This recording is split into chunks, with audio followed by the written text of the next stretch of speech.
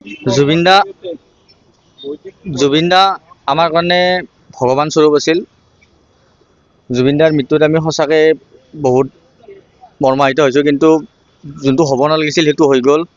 সেইকাৰণে জুবিন দাক আমি ভগৱান বুলি মানো। সেইকাৰণে আমি বৈদিক নীতি নিয়মেৰে আমি চুলিখিনি কাটিছোঁ বা মুণ্ডন কৰিছোঁ, আৰু আমাৰ লগৰে 40-50জন ল'ৰাই মুণ্ডন কৰিছে, টিহুবাসী ৰাইজে মুণ্ডন কৰিছে।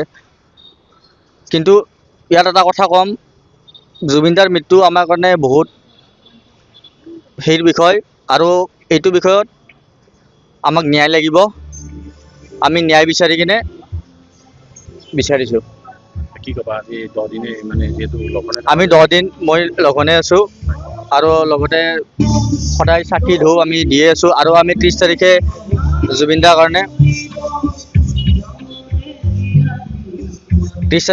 কাৰণে আমি নামো পাতিম। লগতে জুবিন দাই যিহেতুকে নাহৰ ভাল পাইছিল, আমি নাহৰ ৰুম। সেয়েহে আৰু সমূহ অসমবাসীকে আমি আমাৰ লগত থাকিব বা জুবিন দাৰ লগত থাকিব বিচাৰিছোঁ।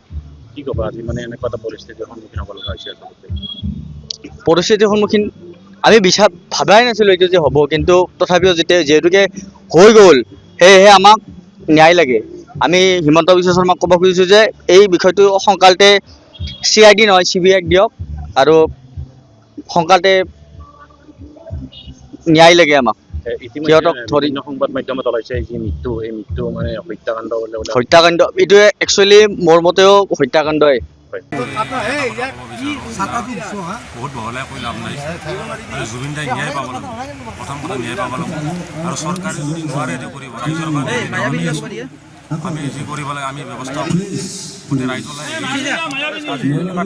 সাধাৰণ পোষ্ট দিলে আমাক গ্ৰেপ্তাৰ কৰিব কিন্তু আজি ইমান দিনে চামকান সিদ্ধাৰ্থ পলাই ঘূৰি আছে, ক'ত আছে চৰকাৰে কিয় নাজানে? মনে মনে চামকান কুকুৰৰ বাচ্চা বুলি কৈছোঁ, সি মনে মানে নিজৰ ফেচবুকত দি আছে।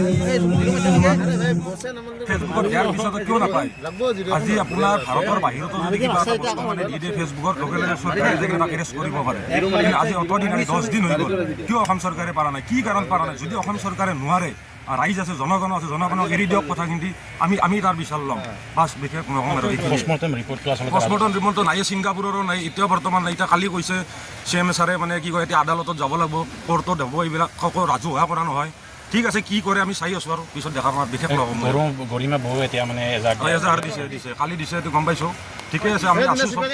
এতিয়া কাই কি কৰি আছে আৰু ক'ব নোৱাৰোঁ, আৰু মোৰ বিশেষ ভাষা নাই। আৰু মানে মেইন মানুহজনটো নায়েই। তদন্তটো কেনেকুৱা হ'ব বিচাৰে? তদন্ত পূৰা একদম পূৰা তদন্ত ক্লিয়াৰ হ'ব লাগিব, নহ'লে চৰকাৰে নোৱাৰিলে আমি কৰিম। আৰু দৰকাৰ 26ত চৰকাৰে চিনি পাব লাগিব অসমে কি হেৰুৱালাক। মুখ্যমন্ত্ৰীয়ে কৈছে হত্যাকাণ্ড হোৱা বুলি। হত্যাকাণ্ড এতিয়াতো হত্যাকাণ্ডই, সকলোৱে গম পাই আছে এইটো হত্যাকাণ্ড।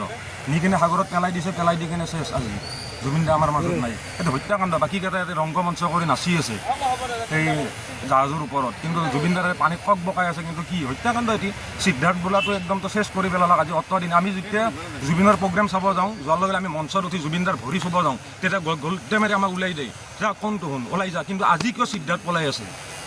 আজি কিয় জুবিন দাৰ লগত কোনো নাই? কিয় নাই? আজি জুবিন দাই সৎকাৰৰ সময়ত কিয় আহিব নলাক? তাৰ কিয় সাহস নাই? এনে কিন্তু মঞ্চত যোৱাৰ লগে লগে আমাক কিমান ঠেলি দিয়ে, ওলাই দিয়ে, নাম গেট আউট এইবিলাক কৈ দিয়ে। আজি ক'ত পলাই আছে তেওঁ? আৰু চামকানুতো বিৰাট বদমাছৰ শেষ, সি ভাস্কৰ জ্যোতি মহন্তৰ ভাগ। ইয়াৰ মানে DGPৰ ঘৰৰ হ'ল বুলি একো নাই, কিন্তু চামকানু বহুত নাৰী কেলেংকাৰীতো জড়িত আছে। এইবিলাক লাহে লাহে ওলাই আছে, চব গম পাব, আৰু অসমৰ ৰাইজে গম পাব। অলপ ধৈৰ্য ধৰক। মই মানে এটা কথা ক'ব বিচাৰোঁ, তেখেতৰ কাজখন ভালদৰে গুচি যাওক, পূৰা সুন্দৰভাৱে যাওক। এতিয়া আত্মাই তেখেতে কষ্ট পাব আমি প্ৰতিবাদ কৰিলে, কিন্তু যেতিয়া কৰ্ম শেষ হ'ব তাৰপিছত আপোনালোক অসমৰ ৰাইজে দেখা পাব কি হ'ব ইয়াৰ ঘটনা। যিকোনো খবৰৰ বাবে যোগাযোগ কৰক 7099017330, লগতে 7099017110 নম্বৰত।